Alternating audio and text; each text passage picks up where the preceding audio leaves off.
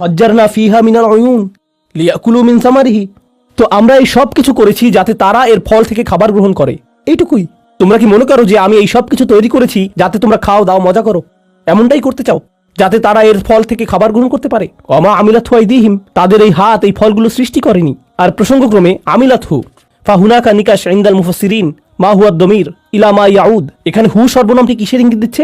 বিষয়টা বাংলাতে আপনাদের জন্য সহজ করে দিচ্ছি। তাফসীরকারগণের মতে হু সর্বনামটি প্রবাহিত পানির ঝর্ণাধারার প্রতি ইঙ্গিত করেছে, যাতে তারা এই পানির কারণে সৃষ্ট ফল আহার হিসেবে গ্রহণ করে। আর তারা এই পানি তাদের নিজেদের হাত দিয়ে সৃষ্টি করেনি।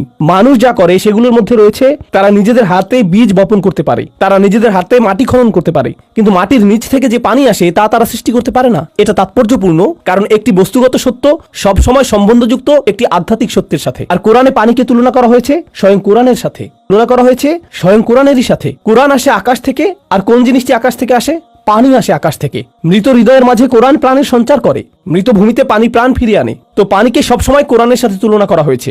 আর পানি হলো সম্পূর্ণ বিশুদ্ধ, এটা পরিশুদ্ধ করে। এর নিজেকে শুদ্ধ করার প্রয়োজন নেই, বরং এটা অন্য সকল কিছুকে পরিশুদ্ধ করে।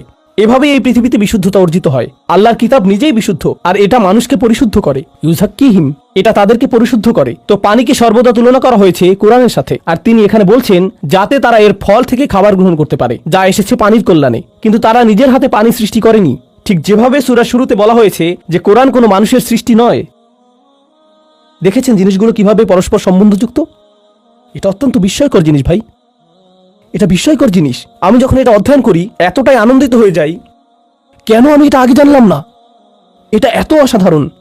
ওমা আমিলাতহু আইদিহিম, আর তারপর তিনি বলছেন আফালা ইয়াশকুরুন, তারপর তারা কি কৃতজ্ঞ নয়?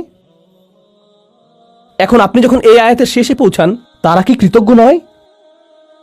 তখন আপনি উপলব্ধি করেন যে আল্লাহ আমাকে শুধু ফলমূলের জন্য কৃতজ্ঞ হতে বলছেন না, তিনি আমাকে বস্তুগত সত্যের জন্য কৃতজ্ঞ হতে বলছেন। কিন্তু তিনি আরো কিসের জন্য কৃতজ্ঞ হতে বলছেন? আধ্যাত্মিক সত্যের জন্য, যার সাথে এটা সম্বন্ধযুক্ত, আল্লাহর কিতাব।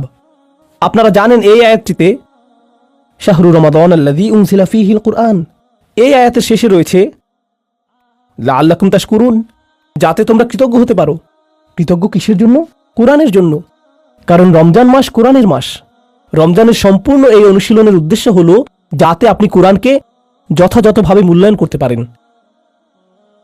এটা আসলে পাকড়া এবং সমুচার জন্য না। আস্তাগফিরুল্লাহ আল-আযীম।